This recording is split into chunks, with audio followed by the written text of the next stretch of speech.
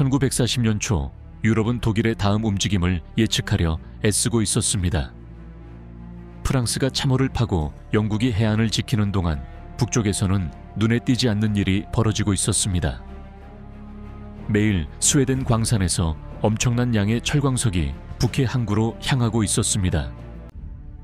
이 원자재는 공식적으로 중립을 유지하던 노르웨이 영토를 거쳐 운송되었습니다. 하지만 나르비크를 통과하는 모든 수송은 독일의 군수 생산에 활력을 불어넣었습니다. 런던과 파리의 지휘관들은 개입 여부를 놓고 논쟁을 벌였습니다. 베를린에서는 이미 결정이 내려지고 있었습니다. 히틀러는 영국이 행동하기 전에 그 경로를 확보하고 싶어 했습니다. 하지만 이를 막는 것만으로는 충분하지 않았습니다. 그는 노르웨이 전체를 점령할 계획이었습니다. 몇 주 만에 함선들이 이동하기 시작했고 지도에 표시가 새겨졌으며 북유럽 전체를 뒤흔들 명령이 내려졌습니다.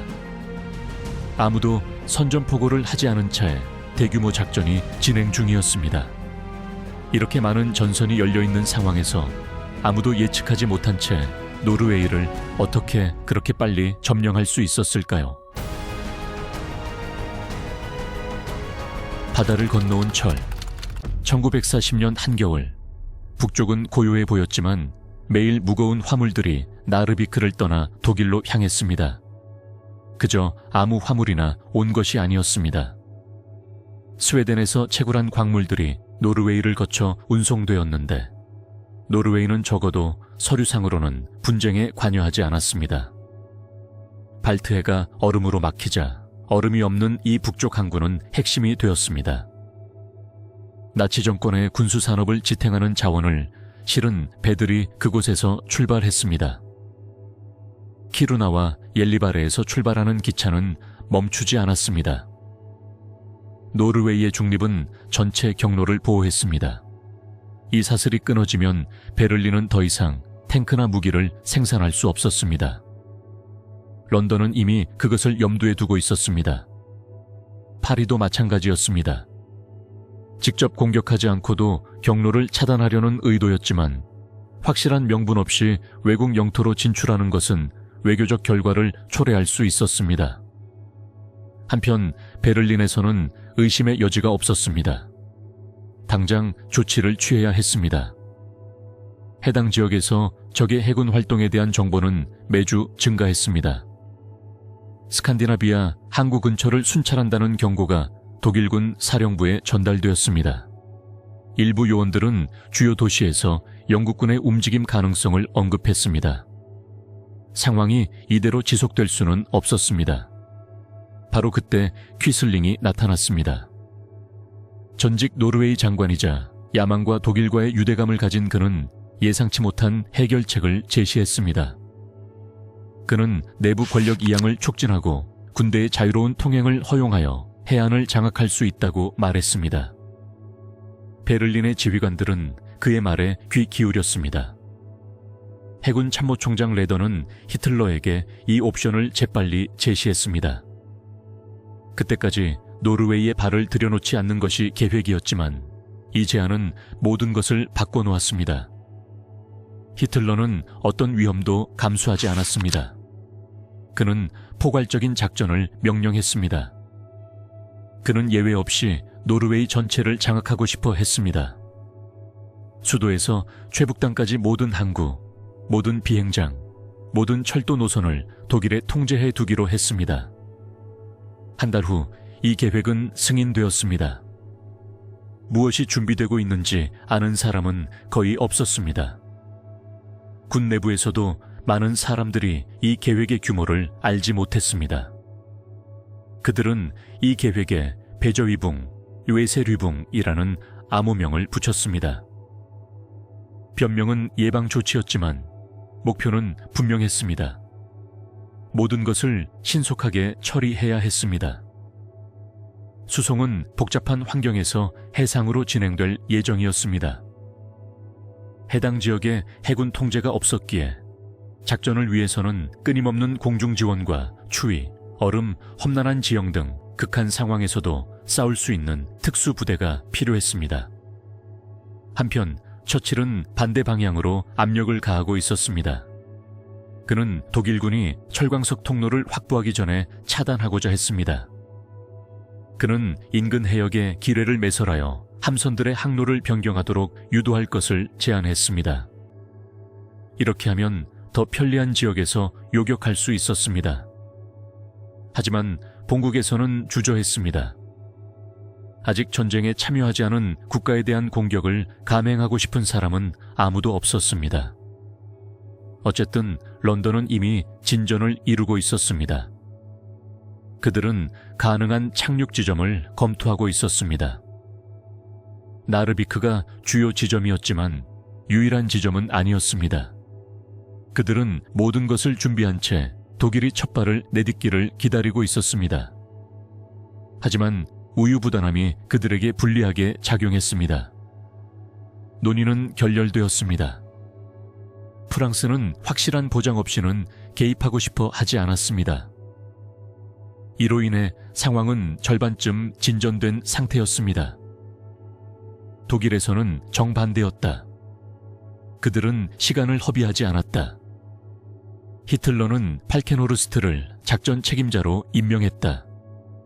그는 즉각적인 결과를 요구했다. 지도나 서류 없이 장군은 자신이 찾은 정보를 즉흥적으로 활용했다. 그는 여행 안내서를 사서 호텔 방에서 주요 지역을 지도로 정리했다. 그는 전략적 도시들을 선정했다. 오슬로, 베르겐, 트론헤임, 나르비크가 동시에 함락되기를 바랐다. 만약 그렇게 된다면 독일 전역이 마비될 것이었다. 영국이 어떤 조치를 취하기 전에 철광석을 확보하는 것이 핵심이었다. 그리고 최우선 과제는 나르비크였다. 철광석이 그곳에서 나올 뿐만 아니라 그 지역에서 겨울 동안 가동되는 유일한 항구였기 때문이다. 스웨덴 열차가 부두에 직접 도착했다. 그곳을 통제한다는 것은 북쪽 통로를 봉쇄하는 것을 의미했다. 2월 양국 정부 간 비밀 회담이 계속되는 동안 독일은 이미 모든 세부 사항을 준비하고 있었습니다.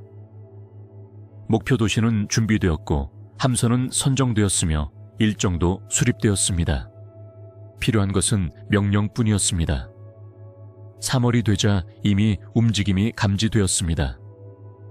잠수함은 항로를 탐색하고 항공기는 해안선을 촬영했습니다. 지상의 정보원들은 적함의 이동 경로를 알려주고 있었습니다. 모든 것이 며칠 안에 끝날 것임을 시사했습니다. 그리고 실제로 그렇게 되었습니다. 4월, 드디어 항해 허가가 떨어졌습니다. 함선들은 북쪽으로 향했습니다. 각 함선에는 미리 정해진 목적지가 있었습니다. 군함, 위장 화물선, 잠수함, 구축함 모두 주요 지점을 향해 나아갔습니다. 이 작전은 위험했습니다. 독일은 해상을 장악하지 못했습니다. 적군이 신속하게 대응하면 작전이 무산될 수 있었습니다. 하지만 그들은 기습 공격에 기대고 있었습니다. 그리고 속도 또한 계획의 일부였습니다. 4월 9일 새벽, 그들은 이미 노르웨이 해역에 진입하고 있었습니다. 곧 상륙 작전이 시작되었습니다. 작은 배를 탄 병사들, 비행장으로 향하는 비행기들, 그리고 정부 청사를 경비하는 장교들. 각각의 작전은 여러 도시에서 동시에 진행되었습니다. 목표는 어떠한 대응의 여지도 남기지 않는 것이었습니다. 그리고 이 모든 상황 속에서 나르비크는 전체 공세에서 가장 중요한 거점이 되었습니다. 24시간 안에 계획을 세워요. 노르웨이 침공이 결정되었을 당시 준비된 지도도 조직된 병력도 없었습니다. 히틀러는 아무도 기다리지 않고 명령을 내렸습니다. 그는 해군 경험도 장비도 자신이 무엇을 해야 할지 전혀 모르는 장군을 불렀습니다. 니콜라우스 폰 팔켄호르스트는 모든 것을 처음부터 설계해야 했습니다. 그는 산맥으로 가득하고 해안선이 험준한 길고 얼어붙은 이 나라로의 진입을 위한 모든 준비를 해야 했고 이 모든 것을 단 하루 만에 끝내야 했습니다. 그들은 그에게 기본적인 사항만 알려주고 직접 하게 했습니다. 그는 사전 계획이나 특별한 자원 없이 공습, 낙하산 강화, 해상 기동, 그리고 지상 징역을 조율해야 했습니다. 그는 호텔로 돌아와 문을 잠그고 안내서를 펼쳤다. 비밀 문서는 없었다. 작전을 정리하는 작은 책자뿐이었다. 그는 주요 지점들을 지적하기 시작했다. 오슬로를 먼저 함락해야 했다.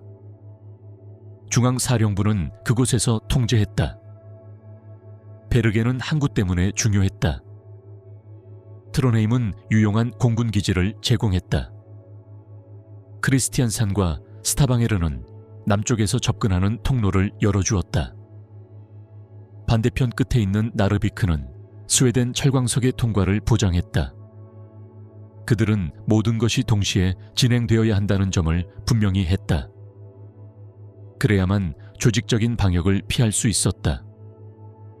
만약 어떤 일이라도 지연된다면 영국이 전면 개입할 것이기 때문이었다. 실수는 용납되지 않았다. 팔케노르스트는 병력을 6팀으로 나누어 각 팀의 목표를 도시로 정했다. 그들은 도시에 진입하여 주요 지점을 점령하고 파괴를 피해야 했다. 대립은 없었다. 파괴가 아닌 점령이었다. 한편 최고 사령부는 가능한 모든 함선을 수색하고 있었다. 화물선, 페리, 구축함, 경순양함, 항해 가능한 함선이라면 무엇이든 괜찮았다. 다른 작전과 똑같이 보여야 했다. 그들의 은밀한 감시를 피하기 위해 각 함선의 항로를 다르게 설정했습니다. 호송대는 없었습니다. 각 함선은 따로 출발하여 일정을 번갈아 가며 동시에 도착했습니다. 어떤 함선은 보병을, 어떤 함선은 산악병을, 어떤 함선은 공수부대를 태웠습니다. 이와 동시에 독일 공군은 모든 것이 시작되자마자 노르웨이 비행장을 감시하기 위한 단거리 비행을 준비했습니다. 공중에서 뛰어내린 자들은 매우 구체적인 임무를 맡았습니다. 통신을 끊고 비행장을 점거하고 항로를 봉쇄해야 했습니다. 준비를 위해 하늘에서 찍은 사진과 손으로 그린 지도를 사용했습니다. 참고할 만한 자료가 거의 없는 야간 비행 연습도 했습니다. 각 조종사는 착륙 지점을 정확히 알고 있어야 했지만 실제로 그곳에 가본 적은 없었습니다. 문제는 단순히 착륙하는 것이 아니었습니다. 정당성을 입증해야 했습니다. 베를린은 연설문을 준비했습니다. 그들은 영국의 침략으로부터 국가의 중립을 지키기 위한 것이라고 주장했습니다. 국민들에게 배포할 논문을 인쇄할 예정이었습니다. 연설문은 거친 표현 없이 부드럽게 전달되도록 작성되었습니다. 연쇄의 반응을 막기 위해 필요한 내용이었습니다. 다음 날 팔케노르스트는 개요를 보여주었습니다. 계획은 간단하고 직접적이며 꾸밈이 없었습니다. 히틀러는 아무런 언급도 하지 않았습니다. 그는 모든 것을 즉시 승인했습니다. 마지막 단계가 시작되었습니다. 함선들은 무기, 차량, 연료, 식량을 적재하기 시작했습니다. 무정이를 싣고 지도를 싣고 무기를 각 격실에 분배했습니다. 병사들은 어디로 가는지 몰랐다. 배 안에서만 지시를 받았다. 각자는 바다에 나가기 전까지는 개봉되지 않는 봉인된 봉투를 받았다. 임무명은 아무도 몰랐다. 그저 재빨리 배에서 내려 질문 없이 자리를 잡아야 한다는 것만 알고 있었다. 일정은 정확했다. 누군가 예정보다 일찍 도착하면 위험에 노출될 위험이 있었다. 누군가 늦으면 나머지 일정을 망칠 수 있었다. 북부 기후는 또 다른 문제였다. 그들은 끊임없이 상황을 재계산해야 했다. 선박들이 전진하면서 노르웨이 내부의 정보 요원들은 정보를 전달했습니다. 그들은 현지 연락망을 활용하여 순찰대의 위치, 안전한 도로, 그리고 활동 중인 기지를 파악했습니다.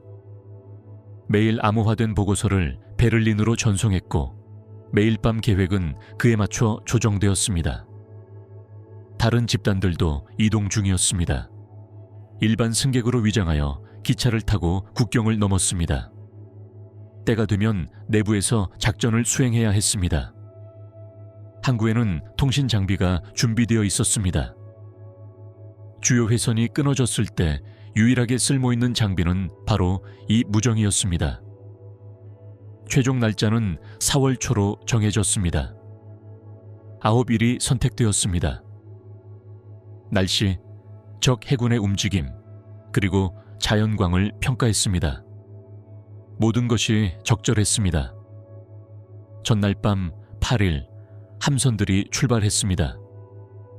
브레멘에서 출발한 함선도 있었고 슈테틴, 비렐름스하펜, 킬에서 출발한 함선도 있었습니다. 그들은 각자 출발했지만 동시에 출발했습니다. 40척의 함선이 각각 지정된 목적지를 가지고 북쪽으로 향했습니다. 잠수함들은 이미 항로를 운항 중이었습니다. 그들의 임무는 영국 해군이 작전 도중에 나타나지 않도록 하는 것이었습니다. 비행기들은 자정 직후 이륙했습니다. 노르웨이 공항으로 직행하는 중이었습니다. 모든 것이 소리 없이 움직였습니다. 육지에서는 아무도 의심하지 않았습니다. 노르웨이는 침착함을 유지했습니다. 외교적 합의에 의존하고 있었고 병사들은 기지에 주둔하며 앞으로 닥칠 일에 대비하지 못했습니다. 오슬로에서는 정부가 평화롭게 잠들어 있었습니다. 몇 시간 만에 모든 것이 바뀔 거라고는 아무도 예상하지 못했습니다. 팔켄호르스트는 통제소에서 암호 보고서를 읽었습니다. 모든 것이 순조롭게 진행되고 있었습니다. 함선은 보이지 않았고 날씨는 안정적이었습니다. 모든 것이 계획대로 진행되고 있었습니다. 작전은 조용하고 정확했습니다. 작전을 중단시킬 수 있는 유일한 것은 런던의 신속한 대응뿐이었습니다. 하지만 그곳의 누구도 결정을 내리지 않았습니다. 그들은 계속해서 의심했습니다. 히틀러가 서유럽에서 모든 것을 진행하는 동안 북부에 또 다른 전선을 개척할 수 있을 거라고는 믿지 않았습니다. 그것은 실수였습니다. 5시에 상륙이 시작되었습니다. 첫 번째 함정들이 착륙했습니다. 20분에서 30분 후 여러 마을이 통제권을 확보했습니다. 부대는 무엇을 해야 할지 알고 있었습니다. 각 부대는 명확한 지시를 받았습니다. 주요 건물을 점령하고 항구를 확보한 후 방해 없이 진격했습니다. 그 속도는 지휘관들조차 놀랐습니다. 팔켄호르스트는 본부로부터 몇 분 강역으로 보고를 받았습니다. 베르게는 확보되었고 트로네임도 마찬가지였습니다. 스타방에르는 독일군의 수중에 있었습니다. 어떤 지역도 계획에서 어긋나지 않았습니다. 공식 지도 없이 안내서만 가지고 단 하루 만에 조립한 것이 아무런 문제 없이 순조롭게 진행되었습니다. 불가능해 보였던 계획이 단계적으로 이루어지고 있었습니다. 덴마크는 4시간 만에 함락되었습니다. 독일 함대가 노르웨이로 향하는 동안 남쪽에서 또 다른 작전이 개시되었습니다. 오랫동안 개입을 피해왔던 덴마크가 직접적인 표적이 되었습니다. 덴마크는 강대국도 아니었고 핵심 무기도 없었지만 독일이 포기할 수 없는 위치를 제공했습니다. 바로 발트해로 직접 통하는 통로와 스칸디나비아로의 빠른 접근이었습니다. 명령은 단호하게 내려졌습니다. 독일은 영국이 그곳에 거점을 확보하는 것을 용납할 수 없었습니다. 만약 덴마크 영토를 점령한다면 작전의 동쪽 측면 전체가 노출될 것이었습니다. 따라서 주요 목표는 노르웨이였지만 이후 발생할 문제를 피하기 위해 덴마크는 반드시 거쳐야 할 곳이었습니다. 메시지는 간단했습니다. 단번에 덴마크 전역으로 진출하라는 것이었습니다. 병력을 분산시키지 않고 저항을 기다리지 말라는 것이었습니다. 시간 제한이 매우 짧아서 지역 당국이 대응조차 할 수 없었습니다. 서류상으로는 선제 공격이라고 했지만 사실은 마지막 세부 사항까지 계산된 번개 같은 기동이었습니다. 새벽 몇 시간 전 독일군 차량들이 국경선을 넘었습니다. 경전차, 오토바이, 장갑차, 그리고 군대들이 미리 정해진 길을 따라 진군했습니다. 아무도 아무런 보고도 없었고 아무런 경고도 없었습니다. 지역 라디오 방송이 상황을 보도하기 시작했을 때쯤 독일군은 이미 남부 도시들을 점령하고 있었습니다. 한편 공수부대원들은 정해진 지점에 강화했습니다. 수도는 첫 번째 목표지 중 하나였습니다. 부대는 항구에 도착하여 역을 봉쇄하고 탄약을 사용하지 않고 정부 청사를 포위했습니다. 30분 만에 모든 관련 시설이 통제되었습니다. 상공에서는 전투기들이 하늘을 순찰하고 있었다. 공격하러 온 것이 아니었다. 그들의 역할은 저지였다. 메시지는 분명했다. 아무것도 시도하지 말라는 것이었다. 수적으로 열세였던 지역 공군은 이륙조차 하지 못했다. 지상에서는 가용 병력이 얼마 되지 않아 무력화되었다. 통신선은 몇 분 만에 끊어졌다. 군은 그런 작전을 감행할 준비가 되어 있지 않았다. 인원도 부족하고 장비도 형편없었으며 현대적인 훈련도 받지 못했다. 길을 비켜주려는 계획은 수도로 향하는 첫 번째 차량을 건너는 순간 무산되었다. 덴마크 내각은 첫 번째 경고를 받고 즉시 회의를 소집했습니다. 선택의 여지가 많지 않았습니다. 어떤 시도든 민간인 사상자를 낳을 뿐이라는 것을 알고 있었습니다. 다가오는 상황을 받아들이는 것이 가장 현실적인 조치였습니다. 국왕은 덴마크에 남기로 결정했습니다. 그는 피난처를 찾거나 누구에게도 도움을 요청하지 않았습니다. 단지 공식 기관의 존중을 요구했을 뿐입니다. 독일군은 이미 주요 지점에 배치되어 있었습니다. 약탈, 주민 공격, 처벌에 대한 보고는 없었습니다. 그들은 병참선을 확보하고자 했습니다. 다리, 역, 사무실에 경비를 배치했습니다. 주변 지역 감시는 유지되었지만 아무런 개입도 없었습니다. 단 4시간 만에 덴마크 전역이 장악되었습니다. 남쪽에서 한국까지 점령은 큰 충돌 없이 완료되었습니다. 유일하게 저항이 있었던 지역은 고립되고 조직화되지 않았으며 빠르게 진압되었습니다. 사람들은 집에서 깃발이 바뀌고 군 사무실이 열리고 총격이나 충돌 없이 수송로가 변경되는 것을 지켜보았습니다. 가장 먼저 확보된 지역 중 하나는 발트의 한가운데에 위치한 보른홀름이었습니다. 그곳은 스웨덴, 독일, 그리고 소련 점령 지역 사이에 해상 교통로를 감시하는 데 중요한 요충지였습니다. 배정된 부대는 도착하여 몇 분 만에 통제권을 장악했습니다. 폭격은 없었고 사이렌 소리도 들리지 않았습니다. 거리에는 피해가 전혀 없었습니다. 조용했지만 효과적인 신속한 침략이었습니다. 모든 일이 너무나 빠르게 진행되어 주변국들조차 제때 대응할 수 없었습니다. 런던에서는 이 소식이 충격으로 다가왔습니다. 처칠과 그의 팀은 이것이 단발적인 움직임이 아니라는 것을 알고 있었습니다. 해안에서 동부 국경까지 북쪽을 봉쇄하려는 연계된 계획이었습니다. 덴마크에 주둔한 독일군은 공수부대 역할도 했습니다. 그곳에서 노르웨이로 향하는 항공편이 증원군, 보급품, 무기를 실어 이륙하기 시작했습니다. 이전에는 활동이 중단되었던 덴마크 기지는 북진하는 병력을 지원하는 필수적인 병참 기지가 되었습니다. 한편 덴마크 당국은 기능을 지속하고자 했습니다. 다른 점령 지역과는 달리 덴마크 당국은 정부의 일부를 유지할 수 있었습니다. 의회는 계속 기능했고 국왕은 폐위되지 않았습니다. 시민 조직은 외부 감독해 유지되었지만 그 자리에 그대로 남았습니다. 이러한 모델은 처음 몇 년 동안 지속되었습니다. 대다수 국민은 사임과 함께 사태를 받아들였습니다. 처음 며칠 동안은 대규모 시위나 폭동이 없었습니다. 이후 외세의 영향력이 더욱 거세지기 시작하면서 소규모 저항이 나타났습니다. 베를린에서 그 결과는 완벽한 성과로 환영받았습니다.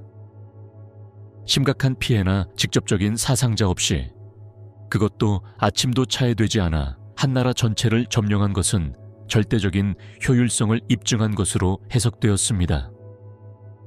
이러한 행동은 향후 작전의 본보기로 활용될 것입니다.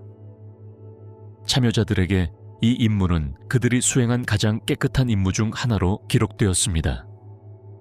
그들은 총 한 발 쏘지 않고 대열로 돌아갔고 많은 이들이 훈장을 받았습니다. 이 작전은 이후 군사학교에서 공식적인 저항 없이 점령을 수행하는 방법을 시연하는 데 사용되었습니다. 영토적 관점에서 덴마크를 손에 넣음으로써 발트해로 향하는 북쪽 접근로를 봉쇄할 수 있었습니다. 그 지역의 모든 움직임은 감시의 대상이 되었습니다. 잠수함, 상선, 적의 호송선단 등 아무것도 통제되지 않은 채 남겨지지 않았습니다. 더 나아가 노르웨이에서의 계획이 틀어질 경우를 대비해 유용한 거점을 확보했습니다. 만약 무슨 일이 잘못되면 덴마크를 예비 병력으로 활용하여 재정비하거나 바다로 탈출할 수 있었습니다. 덴마크는 단순히 지도상의 다른 나라가 아니었습니다. 지휘부와 북극을 연결하는 연락 지점이었습니다. 그렇게 아침이 끝났다. 남쪽에서는 움직일 것이 아무것도 남아있지 않았지만 노르웨이에서의 작전은 이제 막 시작되고 있었다. 북쪽에서는 모든 것이 아직 진행 중이었다. 해협 건너편에서는 전쟁이 막 시작되고 있었다. 피오르드가 분리허를 삼켜버렸다. 새벽 직전 독일 함대가 피오르드를 통과하여 오슬로로 진격했습니다. 중순양함 분리허가 선두를 달렸습니다.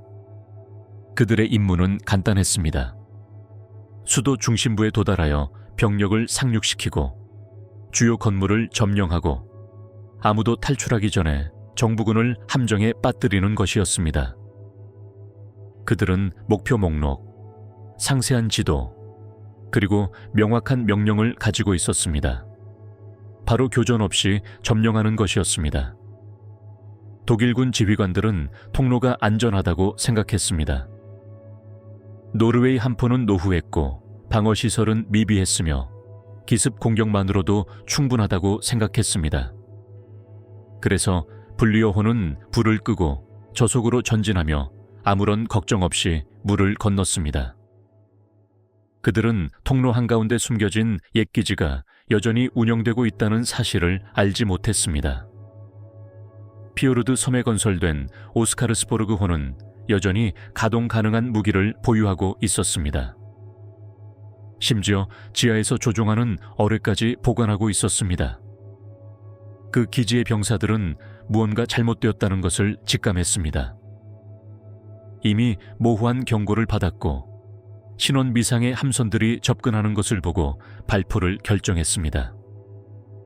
4시 20분 첫 포탄이 발사되었습니다. 두 발이 분리허에 직격했습니다. 한 발은 상판을 관통했고 다른 한 발은 타냐고 근처에서 폭발했습니다. 불길은 곧 번졌습니다. 내부에서는 불길이 복도를 따라 퍼져나가는 동안 승무원들은 무슨 일이 일어나고 있는지 파악하려고 애썼습니다. 총성은 멈추지 않았다. 매 순간 또 한 발씩 날아왔다. 함선은 사정거리를 벗어나려고 방향을 바꾸려 했지만 너무 크고 느렸다. 기동하기도 전에 이미 내부 폭발이 일어나고 있었다. 견딜 수 없을 만큼 뜨거운 열기에 구멍에서는 연기가 피어올랐고 내부 신호는 끊기기 시작했다. 노르웨이군은 지하철역에서 어뢰를 발사했습니다. 두 발의 어뢰가 선체 측면을 강타했습니다. 한 발은 연료 저장고에, 다른 한 발은 기술구역에 명중했습니다. 물이 솟구쳤습니다. 구조물이 갈라지고 있었습니다. 전기가 끊겼습니다. 터빈이 멈췄습니다. 아무도 경보를 듣지 못했습니다. 오직 화재와 비명, 그리고 공황만이 남았습니다. 일부 장교들은 탈출로를 확보하려 애썼지만 많은 사람들이 구명조끼도 없이 물속으로 뛰어들었습니다.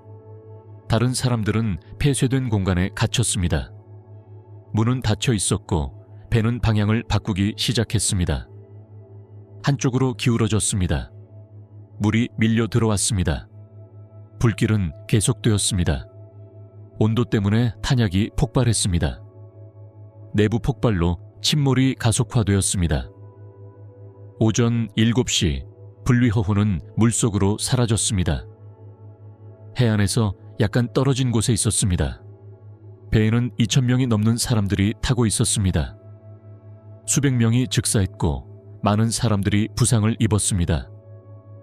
간신히 해안으로 헤엄쳐 올라온 사람들은 지역 경찰과 무장한 주민들에 의해 체포되었습니다. 침몰은 단순한 전술적 손실이 아니었습니다. 하루 종일 상황이 바뀌었습니다.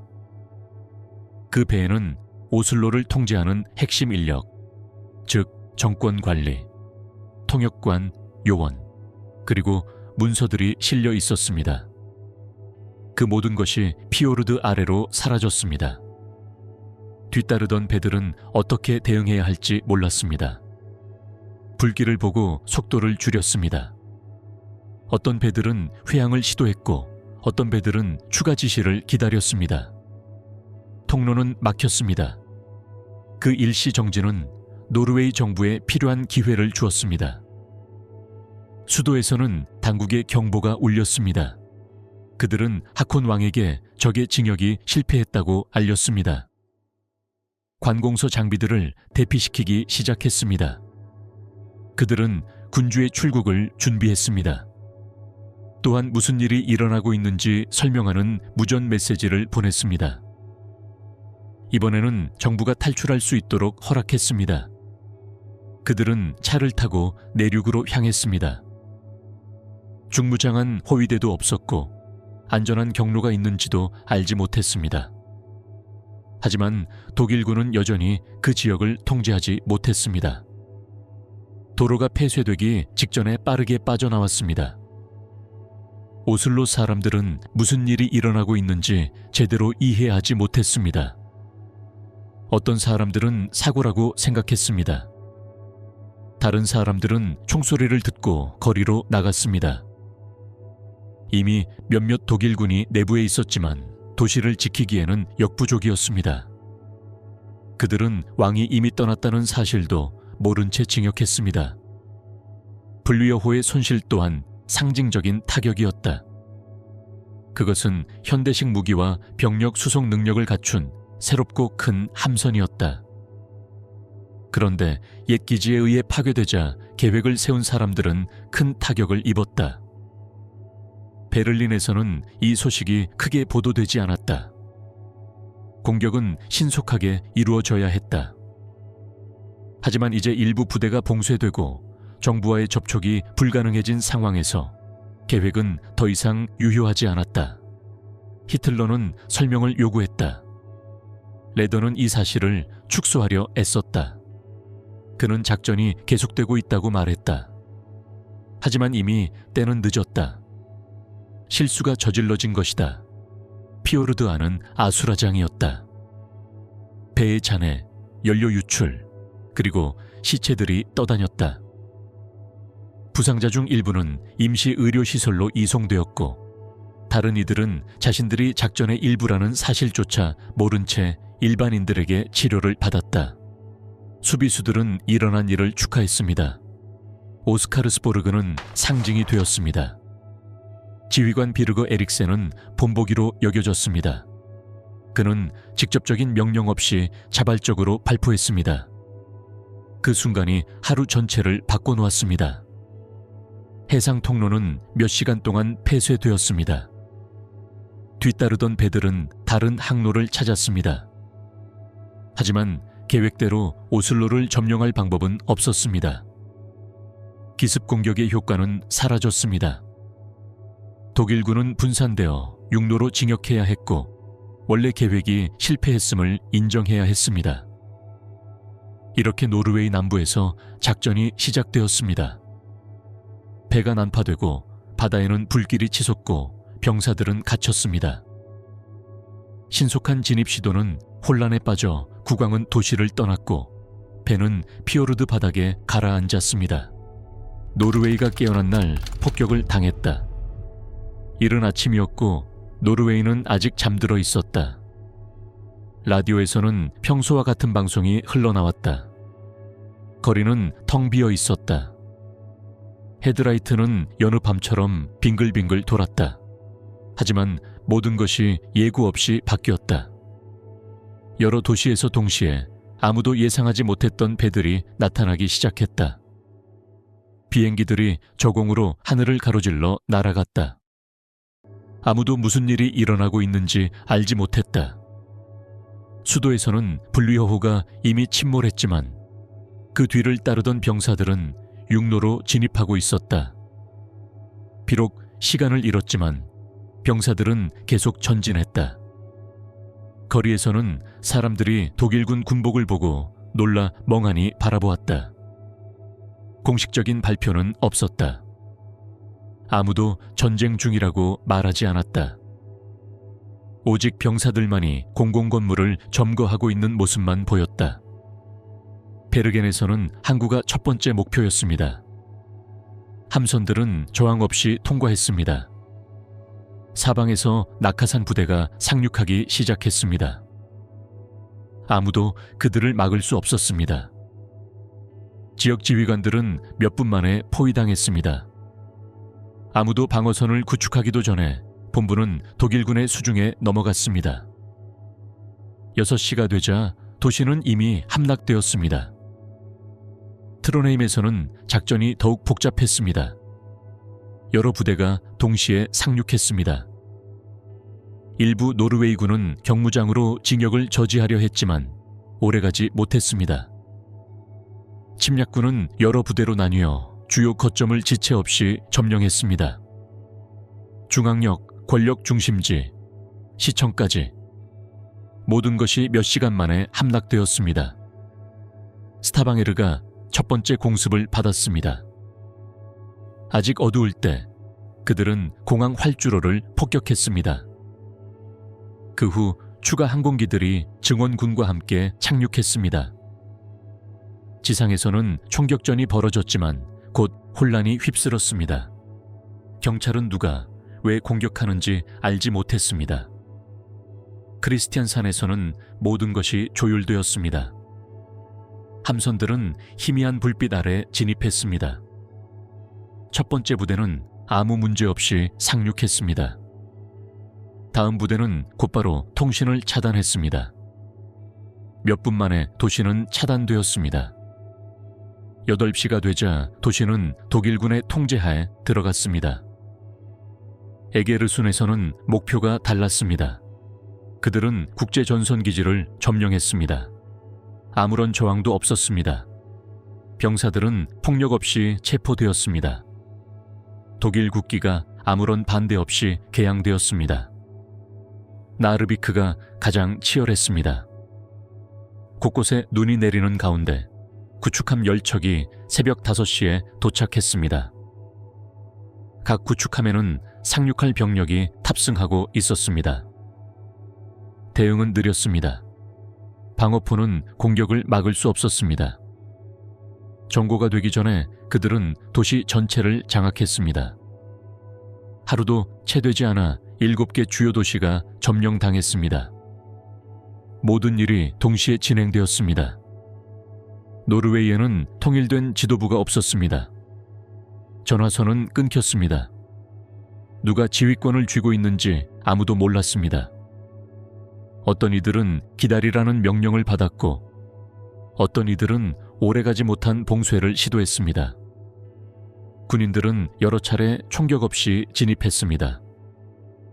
중립을 지키기 위해 왔다고 말하며 영국군이 침공을 계획하고 있다는 내용의 서류를 들고 있었습니다. 그들은 이를 이용해 상황을 교란시켰습니다.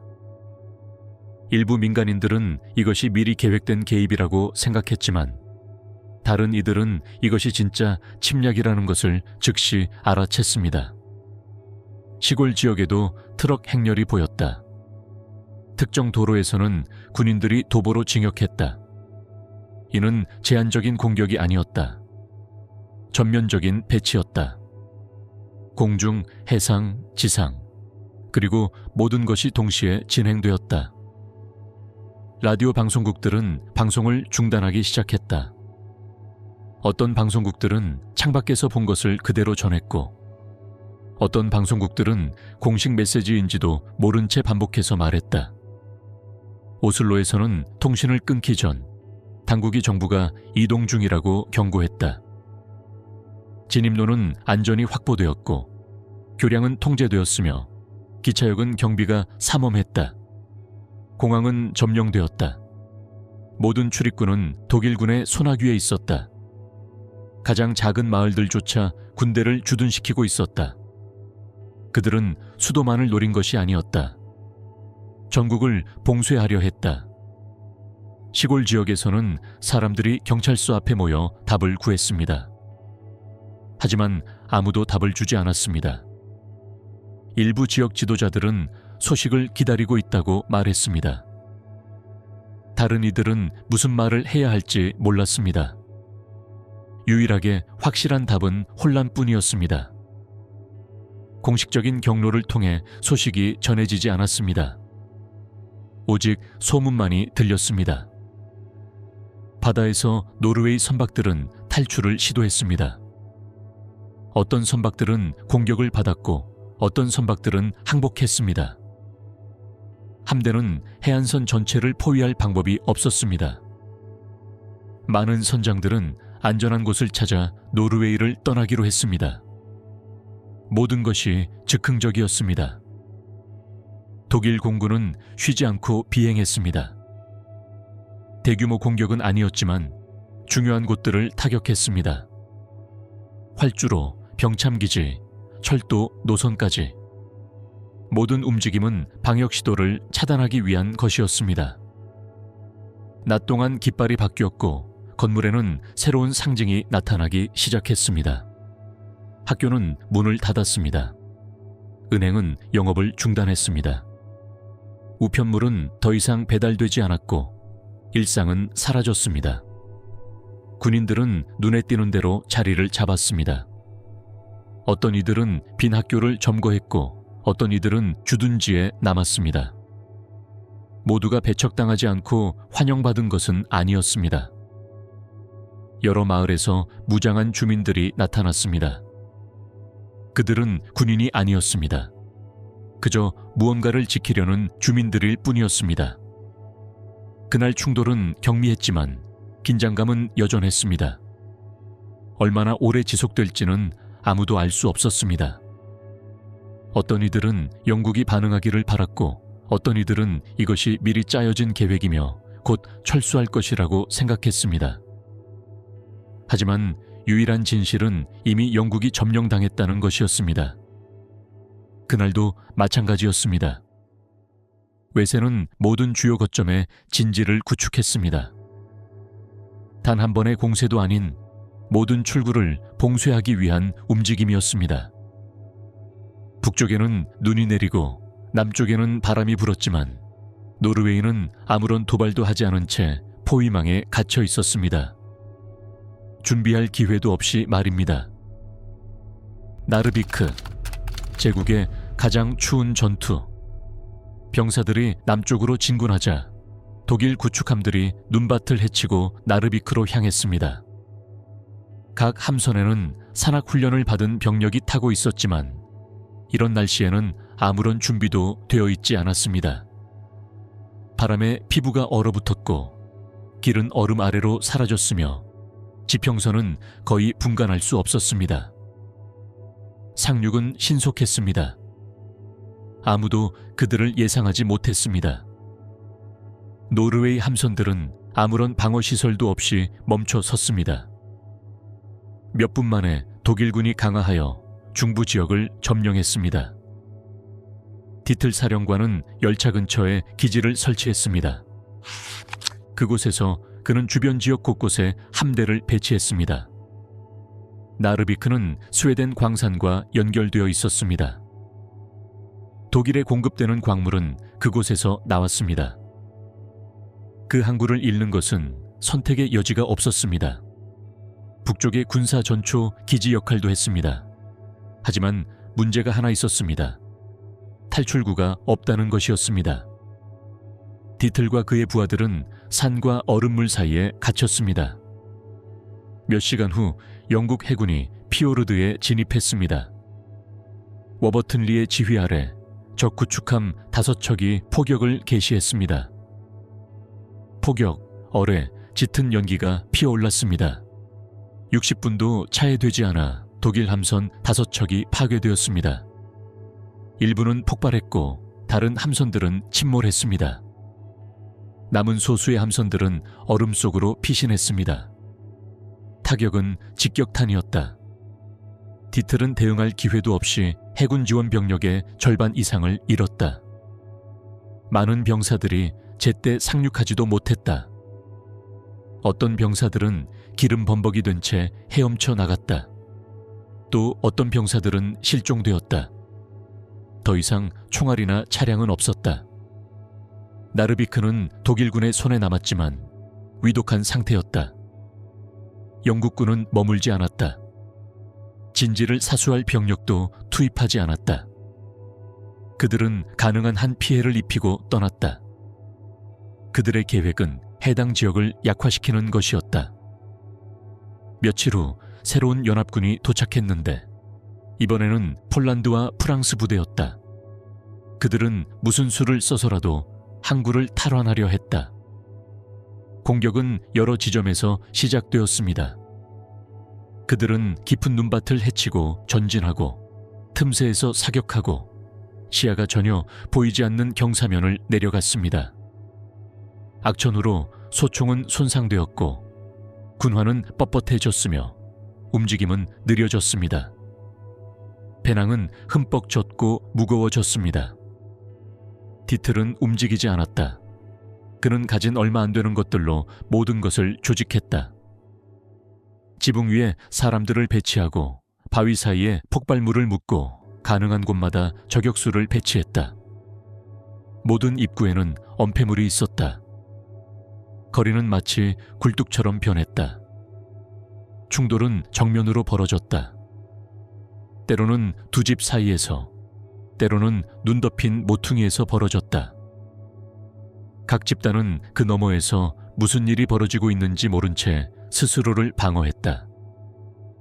폭발 사이사이에 명령이 내려졌다.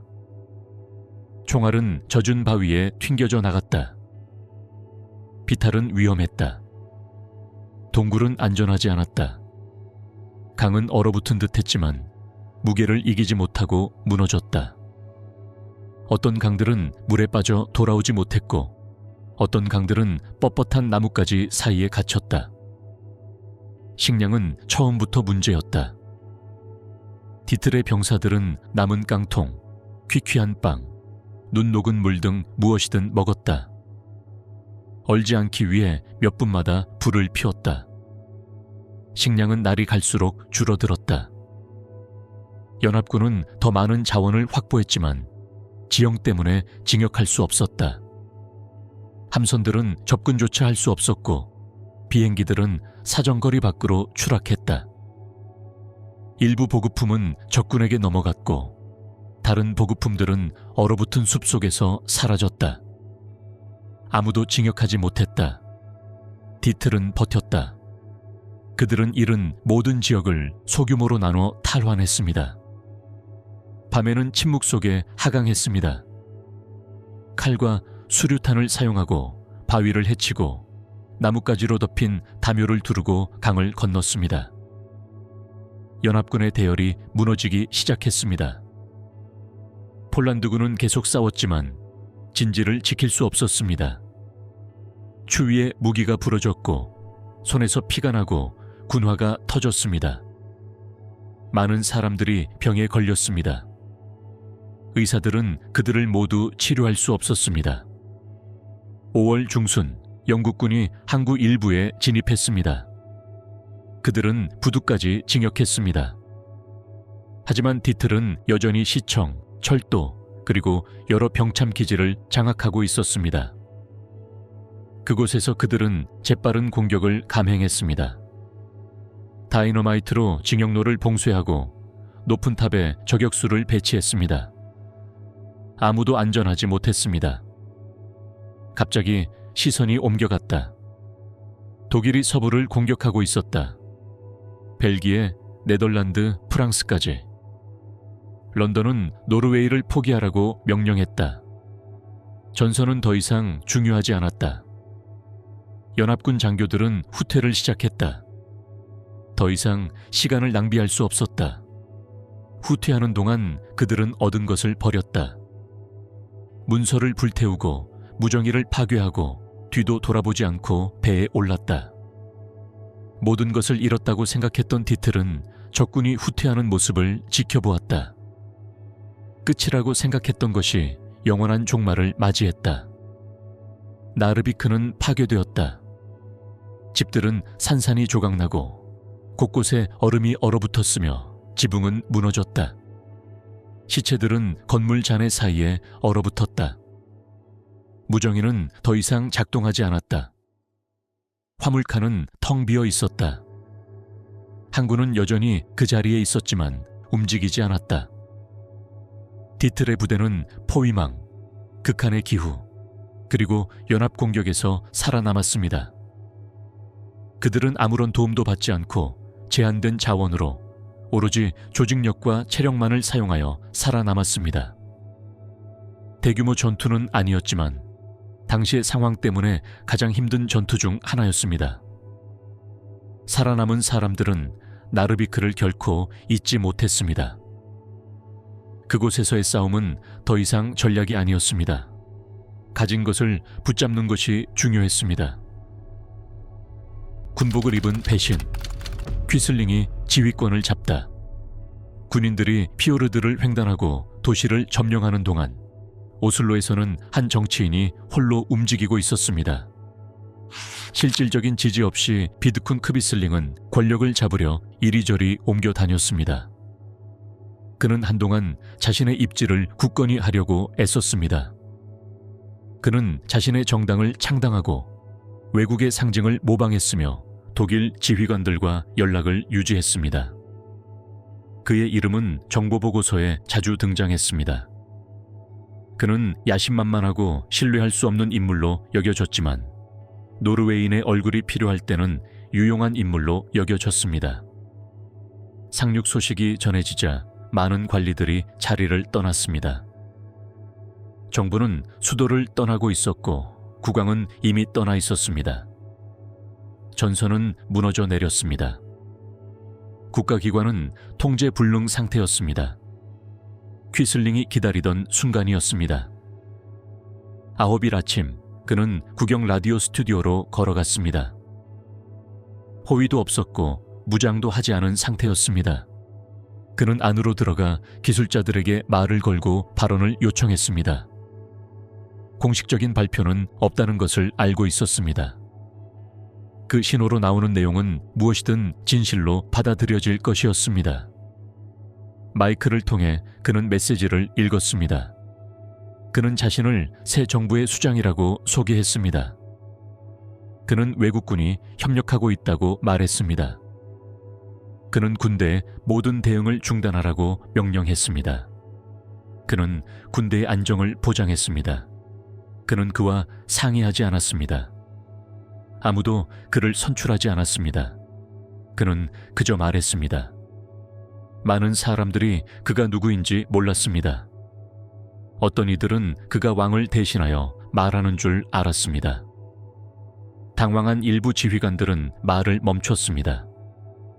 어떤 지역에서는 그 목소리가 유효한 명령으로 받아들여졌습니다. 전국 라디오를 사용했다는 사실만으로도 의구심이 생겼습니다. 지역마다 반응이 달랐습니다. 남부에서는 일부 작전이 중단되었고 북부에서는 그를 완전히 무시했습니다. 현역 부대는 대응해야 할지 판단할 수 없었습니다. 지휘 체계가 무너졌습니다. 베를린에서는 이 발표가 예상치 못한 것이었습니다. 아무도 그에게 그 역할을 맡긴 적이 없었습니다. 하지만 그들은 개입하지 않았습니다. 반발을 줄이는 데 도움이 된다면 그에게 발언권을 주었습니다. 장교들은 나중에 상황을 통제하기 위해 도착할 것이었습니다. 퀴슬링은 중심부에 위치한 건물에 자리를 잡았습니다. 그곳에서 그는 서류에 서명하고 공무원을 임명하고 포고령을 내리기 시작했습니다. 하지만 실제로는 아무도 그를 따르지 않았습니다. 그는 책상과 무정의를 가지고 있었습니다. 하지만 그의 말은 사방에서 들렸습니다. 한편 나라는 여전히 혼란스러웠습니다. 내각이 교체되었다고 믿는 사람들도 있었고 함정이라고 생각하는 사람들도 있었습니다. 거리는 텅 비어 있었고 상점들은 문을 닫았습니다. 누가 책임자인지 아무도 확실히 알지 못했습니다. 합법적인 정부는 여전히 도래하고 있었습니다. 국왕과 대신들은 국왕의 모든 발언을 거부했습니다. 임명을 인정하지 않았습니다. 하지만 아무런 답변도 할 수 없었습니다. 언론에 접근할 수도 없었습니다. 독일군은 국왕을 공식적으로 임명하지도 않았고 해임하지도 않았습니다. 국왕의 존재가 혼란을 야기했기 때문에 국왕을 내버려 두었습니다. 국왕이 연설하는 동안 군인들은 조직적인 저항 없이 주요 거점을 확보했습니다. 얼마 지나지 않아 독일 사절단이 도착했습니다. 그들은 그를 만나 그가 장식적인 역할만 맡을 것이라고 설명했습니다. 광고 제작은 계속할 수 있지만 그들이 주도권을 쥐게 될 것이라고 했습니다. 그는 이의를 제기하지 않았습니다. 무조건 동의했습니다. 그가 원하는 것은 계속 출연하는 것이었습니다. 새로운 보스들은 그의 환경을 완전히 뒤바꿔 놓았다. 이름을 바꾸고 규칙을 추가하고 필터를 적용했다. 그때부터 퀴슬링은 통제력을 얻었다. 그는 더 이상 자신이 하고 싶은 말을 하지 않았다. 오직 허가받은 말만 반복했다. 처음에는 아무것도 이해하지 못했던 사람들은 곧 그를 우스꽝스러운 인물로 여겼다. 그에게는 권위가 없었다. 그가 서명한 것은 지켜지지 않았다. 교회들은 그를 무시했고 시장에서는 그를 맞이하지 않았다. 그의 이름은 반역자들을 낙인 찍는 데 사용되기 시작했다. 그 후 몇 달 동안 그의 이미지는 질서를 유지하는 데 이용되었습니다. 그는 연설을 하고 사진에 등장하고 여러 곳을 방문했지만 실질적인 권력은 없었습니다.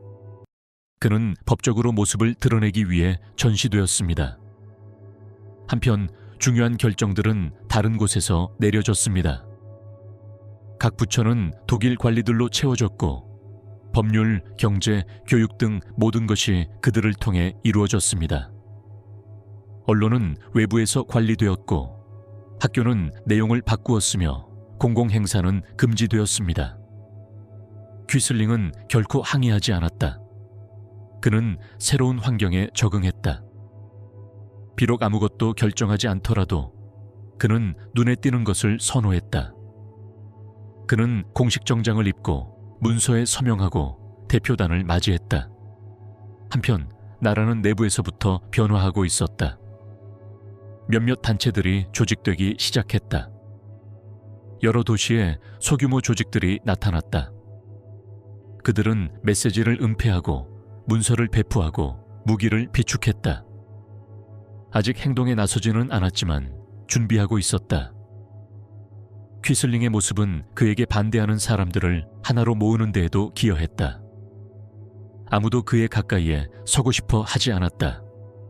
가장 소극적인 사람들조차 그의 이름을 언급하는 것을 피했다. 전직 관리들, 젊은이, 농부들 모두가 그를 거부했다. 시간이 흐르면서 분위기는 더욱 긴장감으로 가득 찼습니다. 통제는 강화되었고 체포는 늘어났습니다. 수색은 잦아들었고 불씨는 커져만 갔습니다. 하지만 퀴슬링에 대한 경멸은 변함없었습니다. 서류상으로는 그가 여전히 보스였습니다. 하지만 실제로는 누구에게도 명령을 내리지 않았습니다. 공무원을 임명할 수도 없었고 자신의 안전도 전혀 통제할 수 없었습니다. 그저 읽어야 할 메시지만 받았습니다. 처음 한 년 동안은 허수아비였습니다. 그러다 대량 체포가 시작되자 그의 얼굴은 사건의 실상과 연결되었습니다. 모든 명령에 서명하지는 않았지만 그는 지지하는 사람으로 보였습니다. 권력을 잡으려는 시도로 시작된 것이 협력의 상징이 되었습니다. 그의 이름은 모욕이 되었습니다. 다른 언어로는 그의 성이 그를 배신한 자들을 가리키는데 사용되었습니다. 그가 개인적인 성취로 추구했던 것은 집단적인 경멸로 끝났습니다. 모든 것은 라디오에서 흘러나오는 목소리, 잘못된 위치에 놓인 깃발, 그리고 뒷받침되지 않는 야망에서 시작되었습니다. 왕은 도망갔고 영국군은 도착하지 않았다. 오슬로에서 총격이 시작되었을 때 하콘 7세는 더 이상 관저에 없었다. 밤사이에 그에게 산발적인 보고가 전해졌다. 피오르드를 통해 병사들이 진입하고 적함이 침몰하고 더 광범위한 공격이 진행 중이라는 보고였다. 그는 확인을 기다리지 않고 아들과 몇몇 동료들과 함께 차에 올랐다. 수도는 아직 점령되지 않았다. 거리는 여전히 텅 비어 있었다. 많은 관리들이 정처 없이 도망치고 있었다. 안내자도 보호자도 협조자도 없었다. 남은 것은 경비가 삼엄한 통로를 피해 좁은 길로 내륙으로 도피하는 것뿐이었다. 포위당하기 전에 도망치라는 명령이었다. 호송대는 재빨리 집결했다. 그들은 자가용을 이용했다. 짐은 거의 없었다. 옷, 담요, 권총 몇 자루뿐이었다. 휘장이나 왕실 예복은 없었다. 그저 평범한 사람처럼 차려입은 나이든 사람들이었다. 그들은 주의를 끌지 않고 앞으로 나아가려 애썼다. 여정은 순탄치 않았다. 주요 경로는 이미 순찰 중이었다. 그들은 시골길을 택하고 나무 다리를 건너고 미끄러운 비탈길을 내려갔다. 날씨는 시시각각 변했다. 이슬비, 안개, 잿빛 하늘. 때로는 몇 미터 앞도 보이지 않았다. 첫 번째 구간에서는 아무도 그들을 막지 못했습니다. 어떤 곳에서는 사람들이 집 밖을 내다보고 있었습니다. 차 안에 누가 있는지 몰랐고 묻지도 않았습니다. 어떤 사람들은 커피를 권했고 어떤 사람들은 말없이 지켜보았습니다. 분위기는 호기심보다는 긴장감으로 가득했습니다. 목표는 재정비할 곳을 찾는 것이었다. 그들은 전신국을 찾았지만 폐쇄되었거나 사람이 없는 상태였다. 그들은 군 집단과 소통을 시도했다. 응답한 소수의 사람들은 아무런 지시도 받지 못했다. 각 편대는 자체적으로 행동했다. 그날 밤 그들은 농가에서 잠을 잤습니다. 담요를 덮고 바닥에서 잤습니다. 주인들은 빵과 수프, 그리고 약간의 장작을 나눠 먹었습니다. 아무도 이름을 묻지 않았습니다. 모두 심각한 일이 벌어지고 있다는 것을 알고 있었습니다. 다음 날 그들은 여정을 계속했습니다. 수도에서는 독일군이 서두르지 않고 진입하고 있었습니다. 분리허호에 침몰로 징역이 늦어졌습니다. 주요 건물에 제 시간에 도착하지 못했습니다. 도심에 도착했을 때 그곳은 텅 비어 있었습니다. 베를린은 충돌 없이 질서정연한 점령을 보여주고 싶어 했습니다. 왕을 붙잡는 것도 계획의 일부였습니다. 항복하면 모든 것이 수월해질 것이었습니다. 하지만 왕은 이미 떠나 있었습니다. 그들은 왕을 죽이려 한 것이 아니었습니다. 왕이 항복하기를 바랐습니다. 정보를 얻는 대가로 돈을 제안했습니다. 마을마다 정보를 요청했지만 아무도 응답하지 않았습니다. 그들은 아무 말도 없이 왕을 보호했습니다. 일행은 계속 이동했습니다. 여러 번 차를 갈아탔습니다. 어떤 차는 고장났고 어떤 차는 진흙탕에 갇혔습니다. 짧은 구간은 기차를 이용했습니다. 강역에 도착하면 조용히 내렸습니다. 그들은 일반 승객들과 어울렸습니다. 그들은 여러 번 적군 가까이 지나가며 눈에 띄지 않았다. 눈에 띄는 호위병도 없었다. 사제 1명, 보좌관 2명, 후계자, 그리고 몇몇 다른 사람들 뿐이었다. 아무도 권력의 흔적을 보이지 않았다. 그 모습 덕분에 그들은 문제없이 나아갈 수 있었다. 산골 마을에서 그들은 아직 활동 중인 군부대와 연락하는 데 성공했습니다. 장교는 차량과 대피소, 그리고 그들을 보호할 병력을 제공했습니다.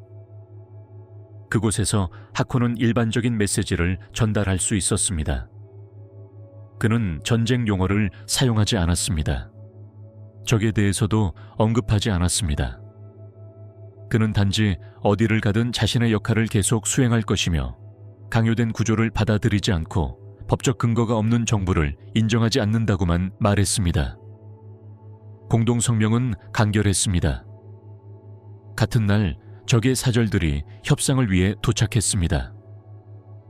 그들은 무시당했습니다.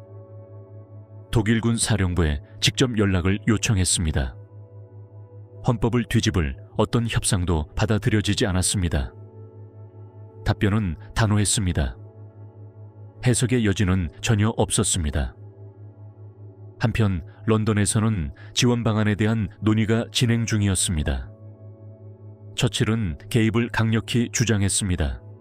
하지만 프랑스에서 벌어지고 있는 일들이 모든 것을 복잡하게 만들었습니다. 자원이 부족했습니다. 상륙부대는 시간이 걸렸고 다른 전선으로 비행기가 배치되었습니다. 긴급 지원이 약속되었지만 며칠이 지나도 별다른 소식은 없었습니다. 노르웨이에 있는 몇몇 동맹국들은 수도에서 멀리 떨어져 있었습니다. 그들은 국왕이나 지역 단체와 직접적인 관계가 없었습니다. 아무도 호송대가 정확히 어디에 있는지 알지 못했습니다. 스웨덴에서 온 몇몇 기자들이 호송대를 추적했습니다. 그들은 전반적인 세부 정보를 공개했습니다. 이는 침략군에게 압박을 가하는 동시에 호송대를 탈취하려는 자들에게 경각심을 일깨워 주었습니다. 위험은 더욱 커졌습니다. 놀라움을 피하기 위해 그들은 둘로 나뉘었다. 서로 다른 길을 택했고 서면 메모를 통해 소통했다.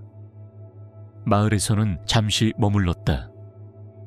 매일 밤 장소를 바꾸었고 단거리 무정기를 이용해 위치를 공유했다. 날씨는 여전히 걸림돌이었습니다. 식량은 부족했습니다. 그들은 창고, 학교, 교구 등 가능한 곳이라면 어디든 잤습니다. 밤에는 교대로 깨어 있었습니다. 아무도 그들이 안전하다고 믿지 않았습니다. 어떤 구간에서는 자전거를 이용했고 어떤 구간에서는 표지판 없는 길을 걸었습니다. 왕은 어떤 특권도 허락하지 않았습니다. 그는 모든 사람의 속도에 맞춰 걸었습니다. 그는 두꺼운 코트를 입고 공책을 들고 다녔습니다. 사람들은 그를 알아보기 시작했습니다. 어떤 마을에서는 그를 존경하는 마음으로 맞이했고 어떤 마을에서는 지지의 표시로 흰 깃발을 걸었습니다. 그들은 집회를 열지 않았습니다. 그저 왕이 현장에 있는 것을 보고 싶었을 뿐입니다. 북부 지역이 안전해지자 그들은 상설 주둔지를 조직했습니다. 여러 지역에서 관리들이 도착했습니다. 통신이 재개되었고 소규모 정치 세력이 형성되었습니다. 하코는 계속 움직였지만 더 이상 도망치는 것이 아니었다. 그는 지휘를 맡기 시작했다. 그들은 보고서를 읽고 그는 문서에 서명하고 회의에 참석했다. 그는 자신이 자유를 유지하는 한 국가가 저항할 것임을 알고 있었다. 오슬로에서 점거자들은 정상적인 행보를 보였다. 깃발을 개양하고 행진하고 성명서를 낭독했다. 하지만 그들에게는 공식적인 지도자가 없었다. 그의 부재는 모든 것을 불완전하게 만들었다. 그들은 유명 인사들에게 자리를 제안하려 했지만 아무도 받아들이지 않았다. 아무도 그들과 어울리고 싶어 하지 않았다. 거부감은 강했다. 왕의 떠남은 하나의 상징이 되었다. 영웅심 때문이 아니라 명료함 때문이었다. 그는 포로가 되지 않았고 굴복하지 않았으며 사라지지 않았다.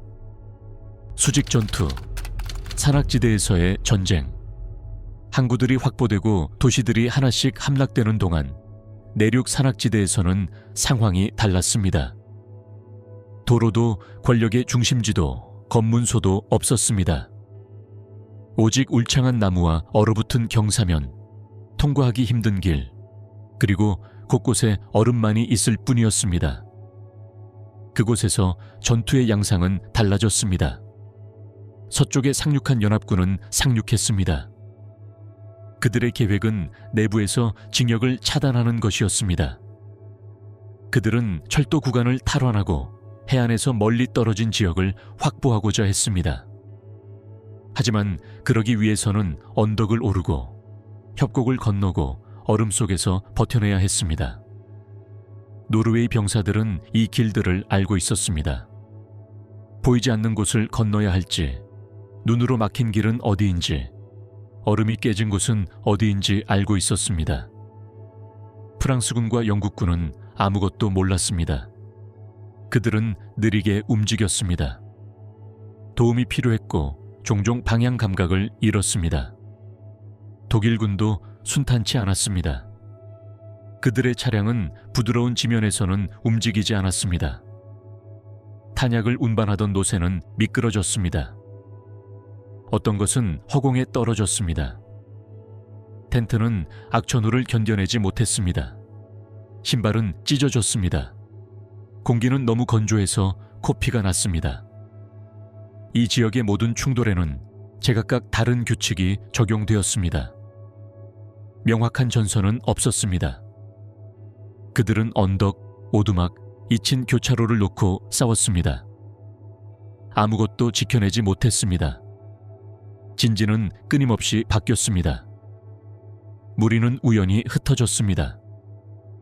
어떤 무리는 며칠 동안 홀로 남겨졌습니다. 총격은 산발적이었습니다. 대규모 공격은 아니었습니다. 짧은 포격, 매복 공격, 바위에서 던진 수류탄 공격이 있었습니다. 종종 반대편은 보이지도 않았습니다. 눈 속의 발소리, 메아리, 총소리만 들릴 뿐이었습니다. 사수들이 유리했습니다. 그들은 나뭇가지로 뒤덮인 높은 곳에 숨어 있었습니다. 몇 시간 동안 움직이지 않았습니다. 헬멧이 보이길 기다렸습니다. 한 발 쏘았습니다. 그런 다음 스키나 로프를 이용해 2차 경로로 내려갔습니다. 밤이 깊어지자 모든 것이 더욱 복잡해졌다. 안개가 걷히고 소리가 뒤섞였다. 총소리가 점점 가까워졌다. 명령은 아무데나 외쳐졌다. 어떤 이들은 뒤도 돌아보지 않고 총을 쏘았고 어떤 이들은 반대 방향으로 달려갔다. 식량이 부족했습니다. 화물이 늦게 도착하거나 아예 도착하지 않았습니다. 많은 짐이 원래 있어야 할 곳에 도착하지 않았습니다. 어떤 짐은 적진에 떨어졌고 식량은 최소한으로 줄었습니다. 어떤 짐은 녹은 눈으로 나무 껍질을 끓였습니다. 배고픔 때문에 많은 사람들이 무언가를 보기 시작했습니다. 어떤 짐은 전선에 도착하기도 전에 기절했습니다. 그들의 옷은 쓸모가 없었다. 장갑은 찢어졌고 코트는 흠뻑 젖었다. 무기는 작동하지 않았다. 조중형은 흐려졌고 탄창은 제대로 장전되지 않았다. 많은 이들이 앞을 보지 못한 채 총을 쏘았다. 때로는 총검이 소총보다 더 유용했다. 상처는 전투에서 생긴 것이 아니었다. 동상, 타격, 낙상, 탈진 때문이었다. 어떤 이들은 계속 나아갈 수 없었다. 그들은 담요, 손전등, 빵, 한 조각만 남은 빈집에 남겨졌다. 그들을 데리러 돌아가는 것은 불가능했다. 무정이는 제대로 작동하지 않았다. 통신이 두절되었고 명령은 전달되지 않았다. 전령이 그곳으로 왔다가 돌아오는데 몇 시간이 걸렸다. 때로는 실수로 자기 부하를 쏘기도 했다. 그럼에도 불구하고 노르웨이군은 계속 진격했다. 스키를 타고 계곡을 미끄러져 내려갔다. 나뭇가지 아래에 폭발물을 남겨두었다.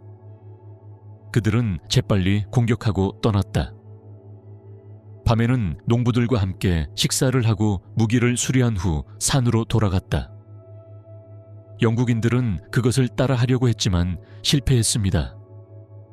그들은 지형을 어떻게 해석해야 할지 몰랐습니다.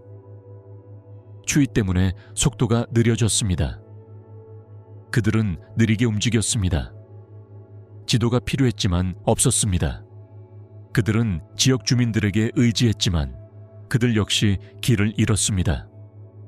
독일군은 정찰대를 나눠 소그룹으로 진격했습니다. 손전등을 사용했고 탁 트인 지역은 피했습니다. 동굴에서 잠을 잤고 쌍안경을 든 정찰병을 파견했습니다. 상공에서 사진을 찍고 보고서를 작성했습니다. 각 단계를 여러 차례 점검했습니다. 구드브란스달은 가장 긴장된 지점 중 하나였습니다. 그들은 며칠 동안 전투를 벌였습니다. 나무 사이, 돌다리, 빈집 등에서 총격전이 벌어졌습니다. 사상자는 끊이지 않았습니다. 아무도 유리한 고지를 점하지 못했습니다. 모든 행동이 큰 희생을 치렀습니다. 롬스달에서 연합군은 며칠 동안 징역에 성공했습니다. 언덕을 오르고 교차로를 팠습니다. 하지만 버틸 수 없었습니다. 적군이 진로를 막았습니다. 자원이 바닥나 버렸습니다. 그들은 포기할 수밖에 없었습니다. 모든 것을 버리고 내려갔습니다. 밤은 영원했습니다. 침묵이 감돌았습니다. 발밑에 얼음소리만 들렸습니다. 아무도 불을 피우지 않았습니다. 영희만 눈에 띄었습니다. 나뭇가지 사이에서 교대로 잠을 잤습니다. 땅은 돌이었습니다.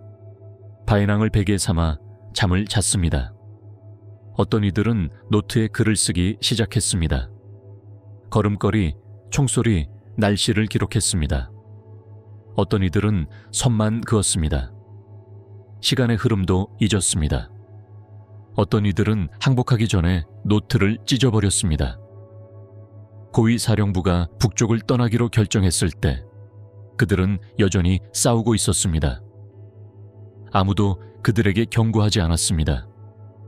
그들은 더 이상 중요하지 않은 곳을 위해 싸우고 있었습니다. 소식도 없었습니다. 며칠 후 그들은 재편성 명령을 받았습니다. 많은 이들이 답신을 보내지 않았습니다. 내려온 이들은 발이 부러지고 시력이 떨어지고 소총이 축 늘어진 채였습니다. 어떤 이들은 오늘이 무슨 요일인지도 알지 못했습니다. 다른 사람들은 아무 말도 하지 않았습니다. 그저 따뜻한 물과 건조한 곳에서 기다리기만을 바랐을 뿐입니다. 산은 더 이상 통제되지 않았다. 국경 검문소가 되었다. 아무도 통제하지 않았다. 순찰대가 왔다 갔다 했다. 날씨는 나아지지 않았다.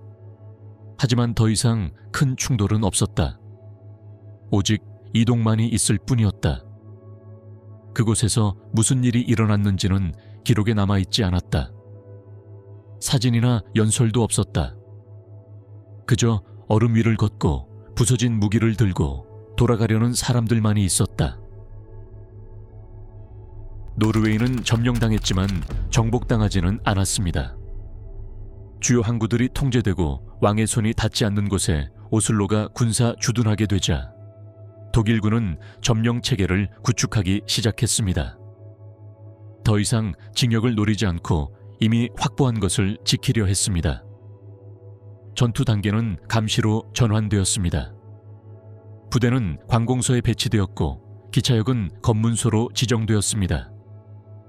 다리는 보강되었고 우체국은 점령되었습니다.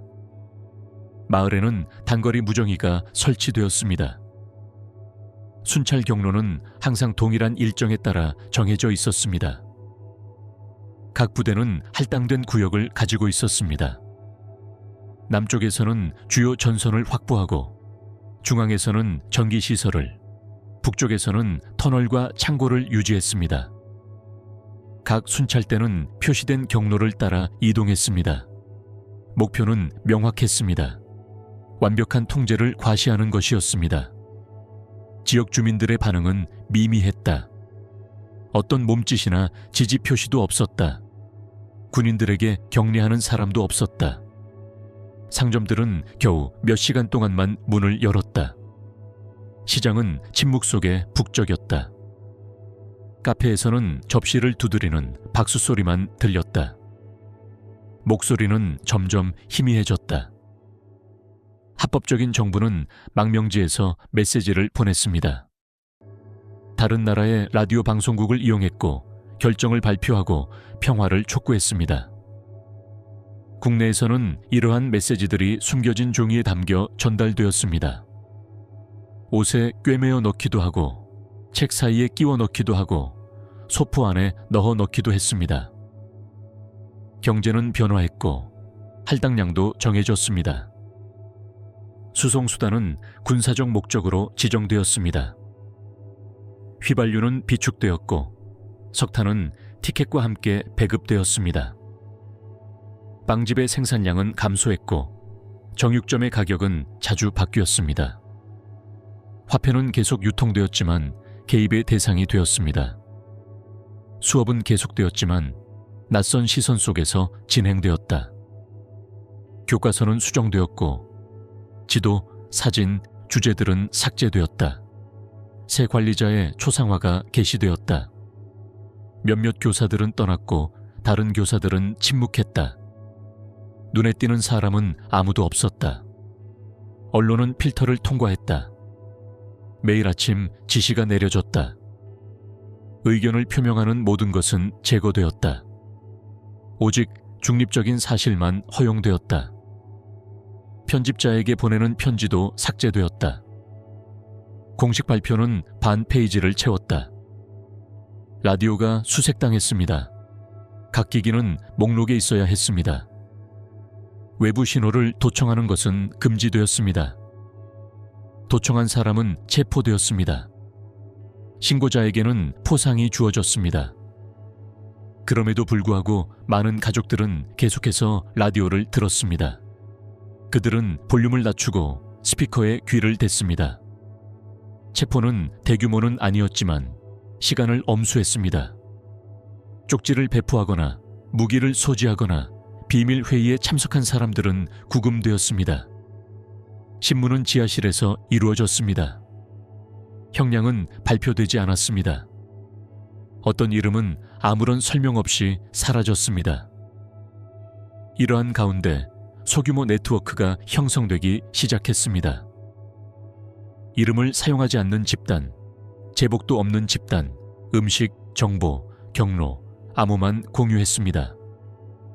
때로는 눈빛만으로도 충분했습니다. 길을 인도하는 사람들은 노동자, 학생, 농부, 교사였습니다. 그들은 다른 사람들과 똑같은 옷을 입었습니다. 주의를 끌지 않았습니다. 모두가 무언가를 했습니다. 경고하고 숨기고 호위하고 물건을 건네주었습니다. 모두 조용히, 아무것도 기록되지 않았습니다. 숲이 우거진 지역에서는 나무 사이에 병을 넣어 메시지를 보냈습니다. 천막에서는 암호가 적힌 칠판을 사용했습니다. 도시에서는 창문에서 나오는 불빛이 경고 역할을 했습니다. 아무도 모든 사람을 알지 못했습니다. 이것이 그들이 넘어지는 것을 피하는 방법이었습니다. 군인들은 움직임이 있다는 것을 알고 있었지만 추적할 수는 없었습니다. 그들은 무작위로 수색했습니다. 집, 책, 서랍, 신발을 뒤졌습니다. 어떤 몸짓이든 의심을 불러 일으켰습니다. 하지만 아무도 입을 열지 않았습니다. 신문 중에 모두가 같은 말을 반복했습니다. 저는 아무것도 모릅니다. 교회는 문을 닫지 않았습니다. 목사들은 신중하게 단어를 골랐습니다. 이름을 사용하지 않았습니다. 하지만 모든 설교에는 표징이 담겨 있었습니다. 그들은 인내, 용기, 그리고 존엄성에 대해 이야기했습니다. 청중들은 이해했습니다. 병원에서는 저항으로 인한 부상자들이 거짓 정보로 가려졌습니다. 날짜, 진단, 그리고 이름은 변경되었습니다. 붕대에는 흔적이 감춰져 있었습니다. 직원들은 누가 침묵해야 하는지 알고 있었습니다. 기차는 계속 운행되었지만 감시에 운행되었습니다. 어떤 기관사들은 누군가 타고 내릴 수 있도록 출발을 늦추기도 했습니다. 어떤 기관사들은 검문소를 피하기 위해 속도를 올렸습니다. 아무도 요청하지 않았습니다. 그저 그랬습니다. 공장에서는 속도가 느려졌습니다. 부품은 손상되었고 도구는 분실되었습니다. 아무것도 설명되지 않았습니다. 모든 일이 일어났습니다. 협력하는 사람들도 있었습니다. 그들은 안전, 식량, 그리고 자리를 요구했습니다. 일자리를 받아들이고 이름을 밝히고 명단을 작성했습니다. 모두가 그들이 누구인지 알고 있었습니다. 아무도 그들에게 따지려 하지 않았지만 그들은 한 곳에 머물렀습니다. 그럼에도 불구하고 일상은 계속되었습니다. 요리는 인원은 적었지만 무리지어 진행되었습니다. 출산 축하는 파티 없이 진행되었고 결혼식은 2명의 증인이 있는 비공개로 진행되었습니다. 노래는 악기 없이 불려졌고 춤은 음악 없이 진행되었습니다. 기후는 혹독했습니다. 겨울은 혹독했습니다. 난로는 거의 작동하지 않았고 창문은 판지로 덮여 있었습니다. 난방이 부족하여 수업은 취소되었습니다. 하지만 삶은 계속되었습니다. 어업은 계속되었다. 배들은 깃발 없이 나갔다. 그들은 발견한 것을 가지고 돌아왔다. 시장은 이동했다. 통제를 피하기 위해 위치를 바꿨다. 농부들은 수확물의 일부를 저장했고 벌목꾼들은 물자를 숨겼다. 외부 세계와의 접촉은 거의 없었습니다. 어떤 메시지는 배를 타고 스웨덴으로 보내졌고 어떤 메시지는 비밀 무선 통신으로 전달되었습니다. 메시지를 준비하는데 며칠이 걸릴 수도 있었습니다. 아무것도 확실하지 않았습니다. 다른 나라 소식은 늦게 전해졌다. 하지만 도착했다. 그것만으로도 충분했다. 연합군의 징역은 부엌에서 촛불을 켜고 축하했다. 공식적으로는 노르웨이가 통제해 있었다. 각국의 국기, 경비가 삼엄한 사무실, 서명된 문서들이 있었지만 실제로는 피상적인 준수였다. 모든 행동은 거리를 드러냈다. 모든 거리는 긴장감으로 가득했다. 그들은 그 근본적인 감정을 결코 바꾸지 못했다. 어떤 퍼레이드도 그것을 가릴 수 없었다. 어떤 발표도 그것을 바로잡을 수 없었다. 군복을 입고 있었을지라도 노르웨이는 변함없이 그대로였다. 노르웨이 침공은 신속하고 기습적이며 치밀하게 계산되었지만 모든 병력이 동원되었음에도 불구하고 완전한 승리는 거두지 못했습니다. 독일은 처음에는 조직적인 저항 없이 영토를 점령하고 항구를 장악하며 병력을 이동시켰습니다. 하지만 겉보기에는 쉬운 일처럼 보였지만 결국에는 전술적 오류, 극심한 기상 조건, 그리고 노르웨이의 진입을 막지는 못했지만 완전히 항복하지도 않은 주민들로 인해 어려운 점령으로 끝났습니다. 노르웨이는 여전히 외국의 지배해에 있었지만 국왕도 국민도 지형도 노르웨이 침공을 쉽게 만들지 못했습니다. 그리고 번개처럼 시작된 일은 결국 불편한 존재감으로 끝났고 이는 수용보다는 무력에 의해 지속되었습니다.